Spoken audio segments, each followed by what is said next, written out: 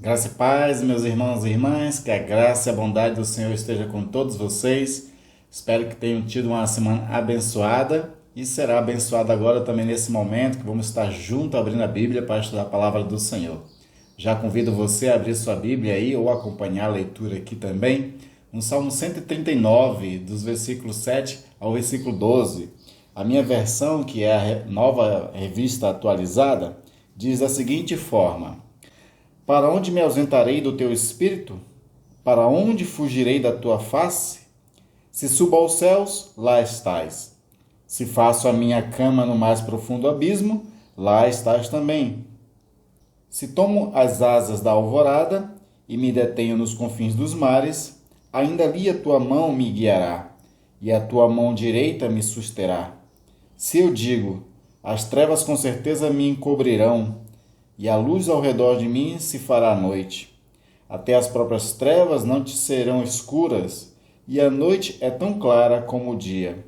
Para ti, as trevas e a luz são a mesma coisa.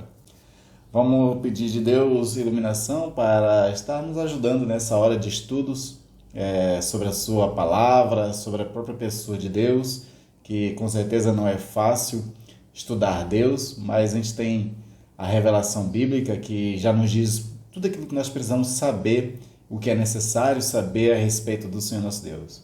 Mas é claro que a gente precisa também que essa revelação seja interpretada.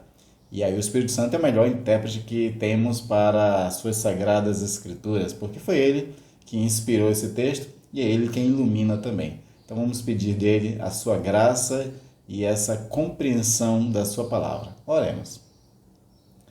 Pai amado e querido, te louvo e agradeço por mais essa oportunidade de, junto com meus irmãos, abrirmos a Bíblia e juntos estudarmos, ó Deus, a tua palavra para aprender mais de ti, aprender mais do nosso Senhor Salvador Jesus Cristo e entender melhor, Senhor, a nossa relação para contigo. Afinal, a tua palavra é isso, são experiências, Senhor, que homens e mulheres tiveram ao longo da história contigo e, inspirado pelo Espírito, narraram essas experiências, as suas compreensões que tiveram, Senhor, de ti e que tu mesmo permitiu revelar. Agora, hoje, Senhor, nós pedimos que esses textos se abram para nós à luz da iluminação do Espírito Santo e que ele clareie os textos para que nós possamos ver as tuas verdades. Assim nós te pedimos essa luz, ó Deus, o teu esclarecimento e a tua interpretação. Em nome de Jesus. Amém. Amém. Em 1948, foi escrito um livro por um jornalista chamado George Orwell, 1984. O nome do livro é esse, é o ano, né? 1984. Esse livro ele é um livro ficcional, de ficção científica, que mostra um futuro. E esse futuro é um futuro de calamidade, é um futuro que é chamado na literatura de distópico. Utopia é quando a gente sonha um futuro, pensa num futuro harmônico, perfeito, pacífico, a economia indo bem, todo mundo vivendo feliz em todas as suas áreas das suas vidas. Isso seria uma utopia, esse mundo perfeito, esse mundo que dá tudo certo. A distopia, pelo contrário, é um mundo que dá tudo errado. A economia não vai bem, não existe paz porque é um governo totalitário, ditador, que manda e ordena todas as coisas. A polícia vigiando a vida das pessoas constantemente, onde elas não têm liberdade de fazer o que elas querem. E ainda por cima, elas são vigiadas 24 horas por dia. Porque nesse livro, no 1984, uma das coisas que tem ali é a TV, né? A TV, elas são obrigadas a estar em todas as casas. E as pessoas não sabem, mas a TV ela não serve só na obra para assistir aos programas do governo, às propagandas e aquilo que é feito pela estatal, né, do governo. A TV ela também serve para que o governo assista às pessoas. A TV ela também consegue acessar a casa das pessoas para que elas sejam vistas pela vigilância governamental. Então as pessoas elas não sabem, mas elas estão sendo invadidas na sua privacidade, elas estão sendo observadas. Você imagina o constrangimento que é você saber que você está sendo vigiado dentro da sua própria casa, quando você vai para o banheiro, faz sua necessidade, qualquer coisa, alguém está te olhando. Isso deve ser muito constrangedor, com certeza, né? E as pessoas naquela sociedade futura do livro não podem escapar a isso. Se elas tentam fazer qualquer coisa contra isso, elas são presas, torturadas e algumas vezes até mortas. Eu estou trazendo essa história para nosso início de reflexão para falar de que nós também estamos sendo vigiados. Não assim de forma invasiva, vamos colocar dessa forma. O fato é que nós contamos com um Deus que ele não precisa de câmera, não precisa de TV para vigiar ninguém. Nós contamos com Deus que ele é onipresente. Ou seja, não existe lugar na criação em que Deus não esteja presente.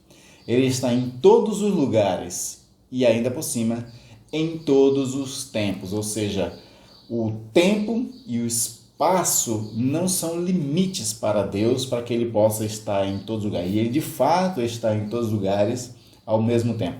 Então Deus ele está na nossa casa, ele está intimamente relacionado conosco e os seus olhos estão sobre todas as coisas de tal forma que ele não só tem a onisciência, o conhecimento de todas as coisas ao mesmo tempo, como nós vimos na lição anterior, mas como ele também está presente em todos esses lugares. Ou seja, pegando a luz daquilo que o livro escreve, que foi depois copiado para programas de TV que é chamado Big Brother, né? Deus ele é o Big Brother, ele é esse grande irmão, esse grande visualizador que nos vê sempre, em todos os tempos e em todos os lugares. O nosso texto de Salmo 139 fala sobre isso. Para onde me ausentarei do teu espírito? O salmista sabia que em todos os lugares Deus estaria presente. Então, é uma pergunta que a resposta é muito clara. Em lugar nenhum. Ele continua perguntando: para onde fugirei da tua face? Não tem como fugir da face de Deus. Não existe um cômodo que te esconde de Deus. Assim como as pessoas na obra ficcional tentavam se esconder do governo, elas não conseguiam, porque existiam os olhos, câmeras do governo em todas as partes. Deus também está com a sua presença em todos os lugares e nos vê em todos os lugares. Aí ele fala, né? Se subir aos céus, lá estás. Se faço a minha cama no mais profundo abismo, também estás lá. Se tomo as asas da alvorada e me detenho nos confins dos mares, ainda ali a tua mão me guiará e a tua mão direita me susterá. Deus está em todos os lugares. A presença dele é constante. E isso é um dos pontos importantes da nossa fé cristã, porque isso vai na contramão, por exemplo, do que filósofos teólogos cristãos do século XVIII e XIX falaram a respeito de Deus. Desde o século XVIII surgiu um tipo de pensamento chamado deísmo. Deísmo é um tipo de filosofia, né, que acredita em Deus, eles não negam Deus, mas a ideia que eles têm é de que Deus, quando ele criou todas as coisas, ele criou todas essas coisas autossustentavelmente, de tal forma que não precisava mais dele. E aí Deus ele vai embora e abandona a sua criação. O que nós entendemos através das Sagradas Escrituras é que a criação de Deus é uma propriedade onde Deus não está ausente, Deus está presente, né? Não existe essa ideia de um proprietário ausente na sua criação. Deus ele é presente na sua criação, ele age na sua criação, ele intervém na sua criação e nada foge ao controle dele. Por isso que Deus ele também é o Senhor da própria história. Ele está fora do tempo, ele não está limitado ao tempo, mas ele intervém no tempo, escrevendo a história, intervindo nessa história para que se cumpra segundo o propósito daquilo que ele determinou já na sua própria palavra. Então, nada foge ao controle de Deus, porque a sua presença ela é real, está em todos os tempos, em todas as temporalidades, e assim Deus não foge a nada, né? E nada foge de Deus também. Mas sabendo que Deus está presente em toda a sua criação, em todos os lugares do universo, onde existe criação, Deus está presente, nós precisamos entender que nem sempre nós estamos na presença de Deus. Isso é um pouco confuso, é um pouco paradoxo, mas vamos ver o que diz Isaías. Lá em Isaías 29:13, ele diz uma coisa muito interessante, assim: o Senhor disse, visto que este povo se aproxima de mim, e com a sua boca e com seus lábios me honram, mas o seu coração está longe de mim. E o seu temor para comigo consiste só em mandamento de homens, que maquinalmente aprendeu. O texto está falando que o povo até diz, né, com os lábios, glorifica a Deus, exalta a Deus, faz às vezes até uma oração. Mas o coração dessas pessoas está longe de Deus. O coração dessas pessoas se distancia do Senhor. Ela vive, no caso aqui, o povo é uma referência a Israel, né? Esse povo de Deus aqui, eles estavam com o coração muito longe de Deus. Estavam vivendo uma religiosidade, sem uma espiritualidade autêntica, verdadeira, próxima, íntima de Deus, a tal ponto de que eles se distanciavam de Deus. Deus está presente em todos os lugares, mas nós podemos nos distanciar do Senhor quando a gente não o ama mais, quando a gente não busca uma intimidade mais verdadeira com Ele. E uma coisa que é muito importante é que o Senhor, Ele quer essa comunhão. Ele quer estar presente nas nossas vidas. Ele não quer só estar onipresente em todos os lugares, mas Ele quer estar especificamente presente conosco. Por isso que o próprio Isaías, né, vai narrar Deus dizendo que me busque, me procure enquanto podem achar, me procure enquanto estou perto.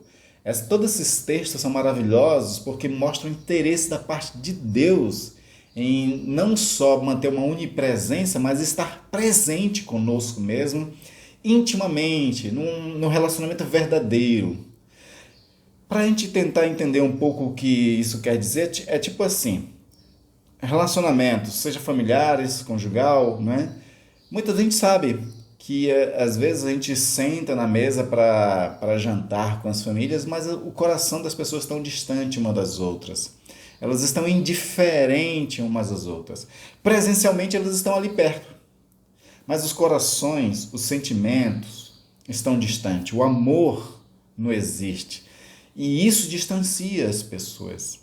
Eu gosto de uma história bem interessante, né, de um sábio e o seu aprendiz, onde o sábio ele faz uma pergunta o aprendiz faz uma pergunta para o sábio, dizendo assim: mestre, por que as pessoas gritam umas com as outras? E aí o sábio responde assim: porque apesar de elas estarem perto, mas os seus corações estão distantes. E de fato, quando as pessoas gritam umas com as outras, não é porque a outra não vai poder ouvir, né? A distâncias que elas mantêm faz com que ela possa ouvir quando a pessoa estiver falando com a voz normal. Mas é que o coração está tão distante que é necessário gritar para ver se o outro ouve. Então, eu estou trazendo esses exemplos para você entender mais ou menos isso. Deus ele está presente em toda a sua criação. A sua presença é onipresente. É toda, né, em todos os lugares ao mesmo tempo. Mas nós podemos estar distantes de Deus, indiferentes a Deus, o nosso amor pode não estar direcionado para Deus, a gente pode não estar vivendo uma vida de intimidade com Ele, de uma busca verdadeira com esse Senhor. E aí nós nos mantemos distante dele, né? Entendendo isso, então nós vamos começar a não só contar com essa onipresença de Deus que está em todos os lugares, mas também ter um voltar-se para Ele, da nossa parte, de nós buscarmos essa intimidade, de gozarmos dessa presença, inclusive, de realmente fazer com que ela seja verdadeira ali naquela hora, no momento que estivermos precisando, principalmente para que a gente nunca se sinta só. A gente nunca está só, mas a gente se sente só quando a gente se distancia do Senhor também. Então nós precisamos fazer esse voltar-se para Deus. E aí compreender dessa onipresença de Deus, por exemplo, que não existe limitação para Deus. A prova de que não existe limitação é porque Deus, ele, por exemplo, ele não está preso ao espaço, né? Geralmente a limitação no espaço físico se dá pela limitação do corpo. Nós, por exemplo, nós temos esse corpo físico, material, que ele não pode estar em vários lugares ao mesmo tempo. Como Deus, ele é espírito, ele está em todos os lugares ao mesmo tempo. Então não existe uma limitação de espaço. Um exemplo básico para que nós possamos compreender essa dimensão de Deus ser espírito e poder estar em todos os lugares é como o ar, né? O ar ele pode estar em todos os lugares. E aí vem sobre a questão da imensidão e da pequenez de Deus, né? Imensidão no sentido de que Deus ele é tão amplo, tão grande, tão imenso, que ele ocupa todo o universo. Não existe espaço nesse universo em que a presença de Deus não abarque. Mas também Deus ele pode ser tão pequeno que não existe lugar tão mínimo que Deus também não possa estar lá, né? Isso é uma coisa muito interessante. Então, por exemplo, quem estuda aí a física, a biologia, essas coisas, estuda os elementos nanos, né, que são os menores elementos do universo, ainda assim Deus está lá, né? A presença de Deus está lá. Um reconhecimento de que Deus está presente em todos os lugares e ele não tem uma limitação, ele não está limitado a um espaço especificamente, mas ele abarca todo o universo, é reconhecida por Salomão. Salomão, quando ele vai inaugurar o templo que ele constrói, ele faz uns sacrifícios a Deus, faz orações a Deus, e numa parte da oração ele diz da seguinte forma, lá em 1 Reis 8:27: mas de fato habitaria Deus na terra? Eis que os céus e até os céus dos céus não te podem conter, quanto menos esta casa que eu edifiquei. O Salomão está reconhecendo aqui que Deus não habita só na terra, né? Ou que ele habitaria na terra no sentido de que ele está limitado a esse espaço físico. E aí ele amplia dizendo, eis que os céus e até os céus dos céus não te podem conter. Ou seja, ele não está limitado a um espaço especificamente, porque ele é tão grande, tão imenso, que ele está presente em todas as coisas, em todos os lugares ao mesmo tempo. Nós acreditamos, por exemplo, na ceia, né? A ceia é essa ideia de que, quando participamos do pão e do vinho, a presença espiritual de Jesus está conosco ali.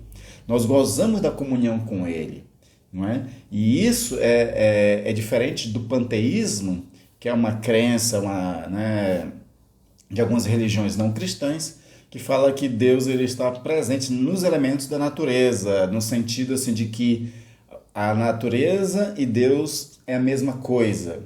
E nós não acreditamos dessa forma panteísta, né? Nós acreditamos que a presença de Deus está em todos os lugares, em todos os tempos. Não que seja aquilo. Assim como o pão e o vinho representam essa presença espiritual de Jesus, né? Nós acreditamos então que o Senhor também está presente espiritualmente em todos os lugares da criação.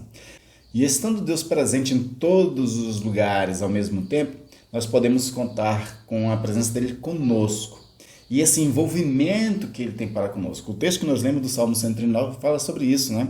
Ele fala sobre que não tem como fugir da presença de Deus, pois ele está em todos os lugares. Mas a gente tem que ver isso aqui como um ponto positivo. O fato de Deus estar conosco não é como eu contei lá naquela história do livro, né, 1984, de que Deus está invasivo, ele está tirando nossa privacidade. Não, a gente tem que ver de uma forma positiva que ele está conosco e essa presença é abençoadora, essa presença é positiva, é uma presença que nos garante não estar só nas lutas, nas dificuldades, nas tribulações que a gente passa na vida. O interesse dele e a onipresença dele é grande demais para que a gente possa evitar, né? Então, por exemplo, nós temos o texto ainda do versículo 11 e 12 aqui do Salmo 139 que diz o seguinte: se eu digo, as trevas com efeito me encobrirão, e a luz ao redor de mim me fará noite, até as próprias trevas não te serão escuras.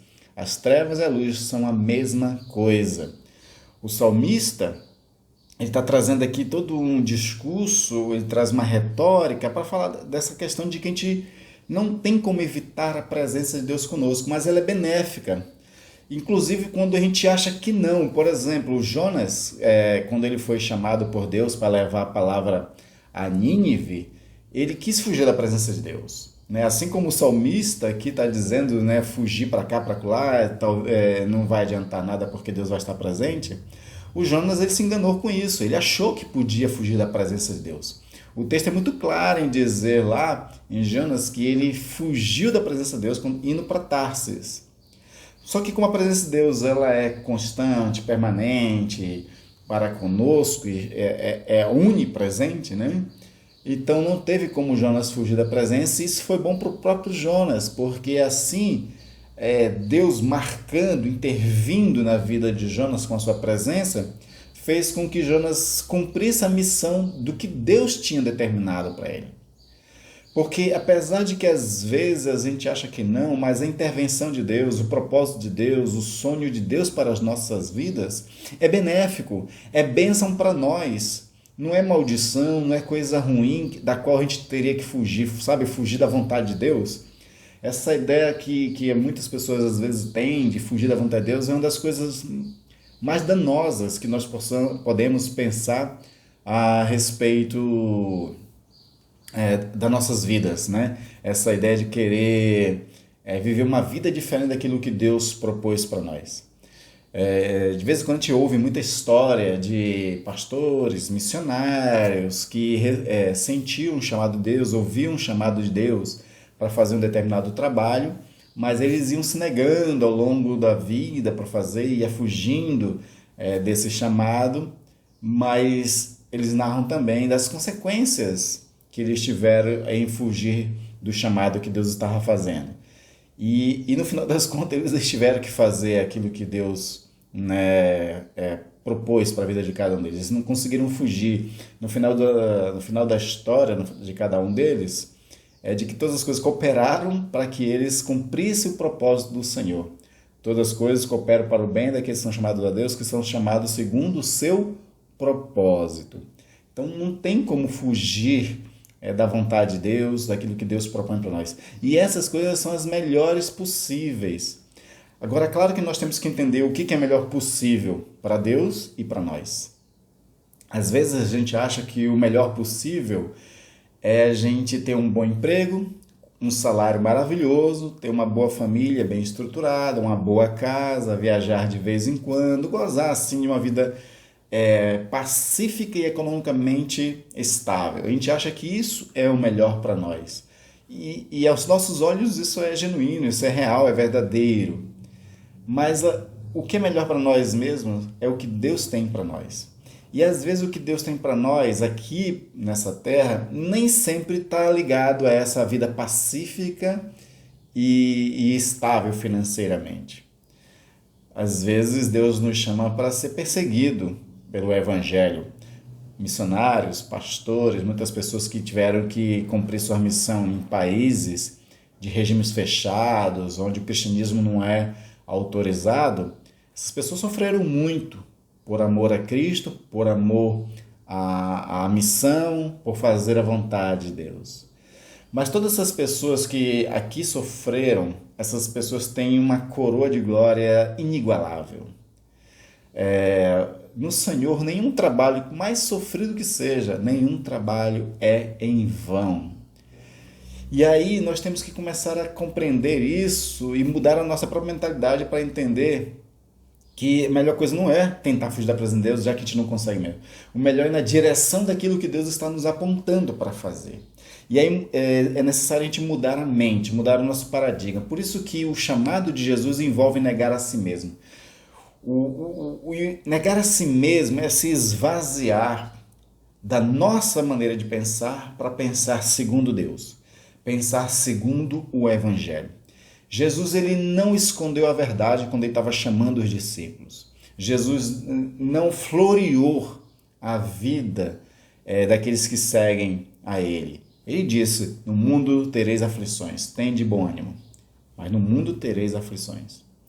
E quando ele diz tende bom ânimo, porque ele diz, eu estarei convosco, eu venci o mundo, vocês vão vencer também se vocês forem fiéis em todo momento. A mentalidade que nós temos que ter, que é a mente de Cristo, como Paulo fala, é de entender as coisas espirituais, as coisas de Deus, aquilo que Deus tem para nós. Por isso que Paulo vai dizer assim que olhos não viram, ouvidos não ouviram, nem subiu ao coração do homem que Deus tem preparado para aqueles que o amam. Quando a gente fecha nossos olhos somente para esse mundo aqui, para os caminhos que nós temos nesse mundo, para aquilo que a gente gostaria de usufruir neste mundo, a gente perde em dimensão o que Deus tem para nós. E aí quando perde essa dimensão do que Deus tem para nós, do que Deus está apontando para que nós venhamos a fazer, aí a gente realmente quer fugir da presença de Deus. Eu costumo brincar dizendo que tem pessoas que devem orar para o Senhor não vir agora. Porque se Jesus viesse agora, ia frustrar os planos dela. Se Jesus viesse agora, elas não iam poder fazer algumas coisas que sonham na vida. Mocinhas querem casar com seus namorados, empreendedores querem expandir seus negócios, se tornar ricos e realizar sonhos de consumo, não é? Por exemplo, eu gosto muito de viagem. Se eu pudesse, eu viajaria o mundo inteiro. E aí, se eu pensar na lógica desse mundo, distante daquilo que Deus pretende na minha vida, meio que o meu coração quereria orar assim: Senhor, não vem agora não, porque eu quero conhecer o mundo inteiro primeiro, né? Se tu vier agora, vai me atrapalhar, né, de conhecer o mundo inteiro. Então, estão vendo essa ideia então de querer fugir da presença de Deus, querer fugir do propósito de Deus, ela é enganosa. E a gente tem que começar a buscar esse entendimento bíblico, esse entendimento do reino de Deus, essa mentalidade de Cristo, de que o que Deus tem preparado é muito melhor. Paulo, ele conseguiu pensar nisso. Por isso que ele diz assim: eu me esqueço das coisas que para trás ficaram. Eu não estou preocupado com a vida neste mundo. Ele chegava até a dizer o seguinte: olha, eu fico às vezes num certo dilema, porque eu queria estar convosco, compartilhar meus dons com vocês, pregar o evangelho para vocês, por amor a vocês eu gostaria de estar convosco, mas também quero estar com Cristo, que é muito melhor. Paulo tinha esse entendimento de que estar com Jesus era muito melhor. E o anseio dele era poder realmente estar com Cristo. Por isso que ele diz assim: olhe para o alvo, para o prêmio da santa vocação em Cristo Jesus. Era Cristo que era o alvo dele. Era Cristo que ele buscava. Era a presença de estar com Cristo que ele queria sempre. Não tem como fugir da presença de Deus. Não tem como evitar Deus, não é? Como nós lemos lá no Salmo 139, versículo 11 e 12, as trevas não podem nos encobrir, né? A luz ao nosso redor, tudo, né, da qual a gente tenta fugir, Deus está lá. Então, não dá para fazer como Jonas, né, tentar fugir da presença de Deus e no final realmente se frustrar, não conseguir. O melhor é ir para essa presença, é buscar essa presença, é buscar a vontade de Deus para as nossas vidas, para que a gente faça aquilo que Ele se propôs para nós. E aí nós vamos gozar dos prêmios, dos galardões por ter sido fiéis àquilo que Ele se propôs para a nossa vida. Nós temos que buscar isso, né? Também a presença de Deus é tão importante que Ele está tão perto que a gente não consegue ignorar Ele. Quando Paulo vai falar aos filósofos de Atenas, né, ele diz isso lá em Atos 17, 27 e 28, o seguinte: para buscar a Deus, se porventura tateando possam achar. Essa ideia de tatear, né, de ver Deus concretamente. Mas ele diz o seguinte: bem que não estar longe cada um de nós, pois nele vivemos e nos movemos e existimos. Paulo está dizendo assim, né, que os filósofos atenienses, eles gostavam do que era concreto, do que era experimental. Então eles queriam deuses que fossem visíveis, digamos assim. Mas ele diz assim: vocês não podem tatear, mas ele não está longe, né? Porque nele vivemos, nos movemos e existimos. Então ele está tão perto, a sua presença é tão verdadeira que não tem como ignorar, né? Aqueles que ignoram a presença de Deus são chamados de tolos pelo salmista, né? Só o tolo diz no seu coração: não há Deus. Ou só o tolo diz no seu coração: Deus não nos vê, como nós vimos na lição passada. Deus nos vê, porque Ele está conosco.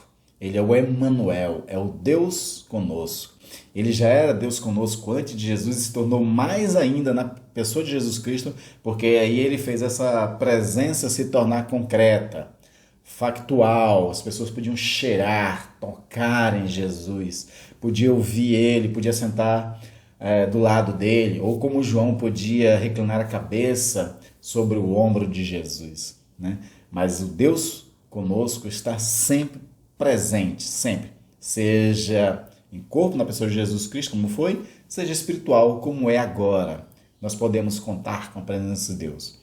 E Deus, ele está muito interessado demais para que nós possamos ser ignorados por Deus. É um erro a gente ignorar Deus, mas é um erro achar que Deus também nos ignora. Deus não nos ignora. Deus, ele está sempre atento para conosco. Veja o que João diz, na verdade Jesus diz, que está registrado em João 14, 16 a 18, diz assim: E eu rogarei ao Pai, e ele vos dará outro Consolador, a fim de que esteja para sempre convosco, o Espírito da verdade, que o mundo não pode receber, porque não o vê, nem o conhece. Vós o conheceis, porque ele habita convosco, e estará em vós. Não vos deixarei órfãos, voltarei para vós outros. Jesus está garantindo que o interesse de Deus para conosco é tão grande que ele não nos deixa órfãos. A presença física de Jesus ia ser tirada dos discípulos, mas não seria uma ausência, porque ele iria com seu corpo para o céu, seu corpo glorificado, mas o Espírito permaneceria presente com os discípulos, acompanhando ele em todos os momentos. E uma coisa interessante aqui é assim, que o mundo não pode receber. Como eu falei antes, né, a presença de Deus ela é real em todos os lugares ao mesmo tempo. Mas nós podemos estar com o coração longe de Deus. Podemos estar distante de Deus. Nós podemos estar distante de Deus, não Deus de nós, né? E essa distância que se mantém das pessoas de Deus se dá principalmente pelo fato de que elas não têm Cristo. O gozar da presença de Deus que nós podemos ter hoje se dá por intermédio da pessoa de Jesus Cristo. Jesus é a representação. Jesus é a garantia de que nós podemos ter a presença de Deus e essa aproximação íntima do Senhor. Quando estamos em Cristo, é garantia de que Deus está conosco e nós com Ele. Ou seja, é uma intimidade de relacionamento. É um relacionamento verdadeiro, próximo, acolhedor, sustentador. Um acolhimento que dá vitória, que nos tira de todos os sofrimentos que nós possamos passar na vida ou que Ele nos ajuda a enfrentar com a sua graça. Que é uma das coisas muito importantes. A onipresença de Deus nas nossas vidas é uma onipresença em poder e em graça. Nós que temos Cristo Jesus como nosso Senhor, como nosso Salvador, que cremos nele, que buscamos ele, que oramos a ele, que vivemos na sua presença, permanecemos nele, como ele mesmo diz lá em João 15, né? Nós devemos permanecer nele. Isso tudo faz com que a presença do Senhor seja em poder e em graça para conosco. Ele está em todos os lugares e nós podemos gozar desse relacionamento de graça que nos assiste em todas as realidades. Então, em Cristo, nós podemos contar que Deus nos vê. Essa expressão, Deus nos vê, Deus é Roi, né? É aquela expressão usada por Agar. Agar, quando Sara, né, pede para que ela tenha um filho com Abraão, a própria Sara depois, aquilo gerou uma confusão danada, né? Essa questão de ela ter tentado sair na frente de Deus para dar um filho a Abraão, colocando, né, Abraão tendo relacionamento com a sua empregada. Aí a empregada engravida, mas Sara depois ela acaba ficando com inveja. A própria Agar também, né, acabou desprezando a sua patroa, começou a perturbá-la pelo fato de que agora ela estava dando um filho a Abraão. Então Sara ela fica chateada com Agar e pede para Abraão fazer alguma coisa. e Abraão meio que expulsa ela da casa dele, né? E aí ela passa alguma dificuldade, mas no momento dessa dificuldade, de estar isolada, né, expulsa da casa de Abraão, tem esse texto maravilhoso de Gênesis 16, 13, que diz o seguinte, ó. Então ela invocou o nome do Senhor que lhe falava, e ela disse: Tu és o Deus que vê. Pois disse ela: Não olhei eu neste lugar para aquele que me vê? Então ela reconhece o Deus Elroy, né? O Deus que me vê, o Deus que olha para a pessoa, vê as suas necessidades, vê a sua carência e vai ao encontro disso. Como Deus foi ao encontro de Agar ali, fez promessas para ela, deu a ela uma situação mais favorável, né? Deus abençoou a vida dela, abençoou a descendência dela. Da mesma forma, porque nós estamos em Cristo, Deus ele olha para nós, Deus nos vê e ele vem ao encontro dessas necessidades, nos livrando, nos libertando, nos dando graça para suportar as dificuldades, suprindo as nossas necessidades, dando vitória sobre lutas e dificuldades que a gente passa. Deus nos vê, porque a sua presença é real e ele não é indiferente, né? Ele é totalmente compassivo, ele é totalmente empático para conosco. Então ele sente o que nós sentimos, né? A presença de Deus, ela pode às vezes não ser muito sentida por nós, né? Mas Deus, ele nos sente. A sensibilidade de Deus para com o nosso sofrimento é muito grande. E aí por isso que ele atende. Ele atendeu no caso de Agar, atendeu no caso de Ana, que também era uma mulher triste porque não tinha filhos. Enfim, você tem vários outros textos que falam de pessoas que estavam sofrendo e o Senhor é compassivo, porque Deus olha para as suas necessidades e não fica indiferente a essas pessoas. E essa questão da presença de Deus que nós não sentimos, ela é relatada por Jacó, por exemplo. Jacó, ele estava, né, quando ele estava fugindo de Esaú, ele para num certo lugar que depois vai ser chamada de Betel, ele dorme, descansa ali, e ele tem um sonho com a presença de Deus. Aí quando ele acorda, ele fala: Deus está nesse lugar e eu não o sabia. Ele não sentia a presença de Deus, mas Deus estava lá, né? E ele reconhece isso, que Deus estava aqui e eu não sabia. Então, independentemente se você sente ou não a presença de Deus, saiba, Deus está com você. Se você crê em Cristo, se você está em Cristo Jesus, Deus, ele está com você também, ele te vê e ele sente você, no sentido de que ele prescuta os seus sentimentos, as suas dores, os seus pensamentos, se compadece com eles e vem com a bênção, vem com a graça, vem com bálsamo, vem com refrigério, vem com consolo.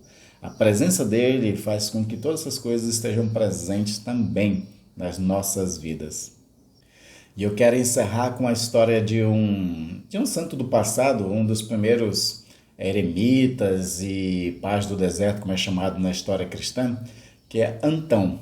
Antão, ele era um homem que decidiu buscar Deus, e às vezes ele percebia que estar no meio da sociedade, no meio das pessoas, isso atrapalhava um pouco ele, tirava ele o foco dele de buscar a presença de Deus. Então ele foi para o deserto para buscar Deus, mas uma das coisas que também ele encontrou no deserto também era a presença de Satanás.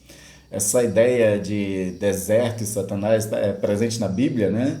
E também na história dos nossos pais do deserto, dos primeiros grandes homens e mulheres do cristianismo. E então foi um dos primeiros dele que viveu essa realidade de buscar Deus, de aumentar a sua espiritualidade, indo para o deserto, buscando isolamento para poder assim focar bastante no Senhor.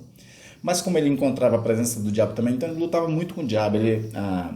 O Atanásio, que foi quem escreveu primeiro uma biografia sobre Antão, fala muito dessas lutas que Antão sofria com Satanás. E teve uma dessas lutas que foi uma das mais longas, onde ele sofreu bastante, não é? Ele chegou a ser ferido, essas coisas todas. E aí, quando termina a luta, ele vê Jesus. Aí ele faz uma pergunta muito interessante para Jesus, que foi o seguinte, ó: onde estava tu? Por que não me apareceste no começo para deter minhas dores?